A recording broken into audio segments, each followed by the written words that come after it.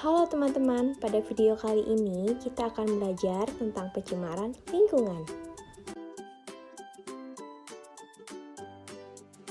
Sebelumnya, kalian pasti sering mendengar tentang pencemaran lingkungan. Lalu, apa sih pencemaran lingkungan itu?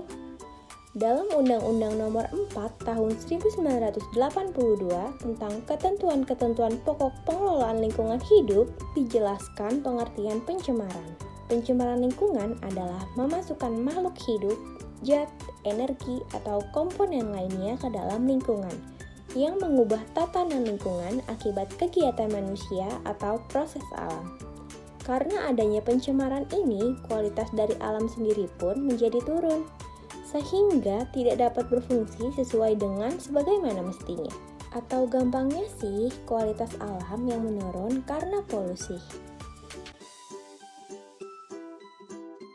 Pencemaran lingkungan dibagi menjadi 3, yaitu yang pertama adalah pencemaran udara, yang kedua adalah pencemaran air, dan yang ketiga adalah pencemaran tanah. Pencemaran udara terjadi karena adanya zat-zat polutan yang mengotori udara, seperti karbon dioksida, karbon monoksida, dan yang lainnya. Sedangkan pencemaran air terjadi karena zat-zat polutan yang masuk ke dalam sumber air, seperti insektisida, kotoran, dan limbah produk. Lalu, pencemaran tanah terjadi karena adanya zat-zat polutan yang masuk ke dalam lapisan tanah, sehingga kualitas tanah ikut menurun, seperti tumpahan minyak, kebocoran limbah, dan pestisida yang digunakan secara berlebihan. Nah, di video kali ini kita akan membahas submateri pencemaran air. Kita akan membahasnya secara kimia, biologi, dan fisika. Pembahasan secara kimia. Pada pembahasan secara kimia ini, kita akan belajar tentang zat-zat apa saja yang menyebabkan pencemaran air, serta bagaimana bisa zat tersebut membuat air tercemar. Zat-zat yang menyebabkan pencemaran air ada 2, yaitu zat kimia organik dan zat kimia anorganik. Zat kimia organik ini biasanya digunakan dalam industri kimia, seperti plastik, pestisida produk farmasi, dan produk lainnya.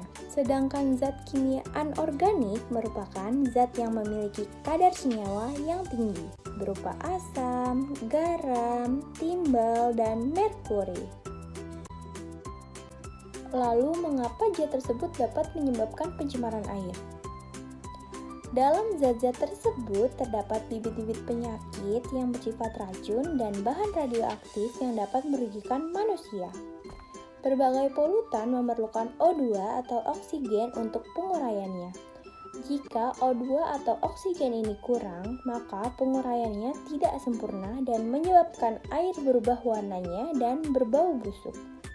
Bahan atau logam yang berbahaya seperti timah, air raksa, karbon, dan yang lainnya dapat merusak organ tubuh manusia atau parahnya ini dapat menyebabkan kanker.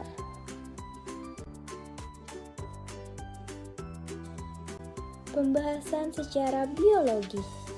Di sini kita akan belajar bagaimana dampak yang akan terjadi jika air sudah tercemar. Pencemaran air berdampak pada 3 kelompok. Yang pertama akan berdampak terhadap kehidupan biota laut. Banyaknya zat pencemaran pada air limbah akan menyebabkan menurunnya kadar oksigen terlarut dalam air tersebut, sehingga mengakibatkan kehidupan biota dalam air yang membutuhkan oksigen terganggu, yang mengakibatkan matinya bakteri-bakteri. Yang kedua, berdampak terhadap kesehatan manusia. Air merupakan salah satu kebutuhan manusia. Oleh karena itu, jika air sudah tercemar, maka akan berpengaruh pula pada kesehatan manusia. Dan yang terakhir, berdampak kepada estetika lingkungan. Dengan semakin banyaknya zat organik yang dibuang ke lingkungan perairan, maka perairan tersebut akan semakin tercemar. yang biasanya ditandai dengan bau yang menyengat ditambah dengan tumpukan-tumpukan limbah yang semua itu dapat mengurangi estetika lingkungan. Pembahasan secara fisika. Pada pembahasan fisika ini, kita akan belajar bagaimana cara untuk mengatasi pencemaran air tersebut. Pencemaran air dapat diatasi dengan beberapa teknik. Di antaranya ada teknik filtrasi dan teknik destilasi. Teknik filtrasi merupakan proses penjernihan atau penyaringan air limbah melalui media, di mana selama air melalui media ini akan terjadi perbaikan kualitas. Hal ini disebabkan adanya pemisahan partikel-partikel tersuspensi dan koloid, reduksi bakteri dan organisme lainnya, dan pertukaran konstituen kimia yang ada di dalam air limbah. Sedangkan teknik destilasi adalah suatu metode pemisahan bahan kimia yang berdasarkan perbedaan kecepatan atau kemudahan menguap atau volatilitas bahan. Proses ini disebut juga penyulingan. Teknik destilasi terbagi menjadi 4 jenis, yaitu destilasi sederhana, destilasi fraksionasi, destilasi uap, dan destilasi vakum.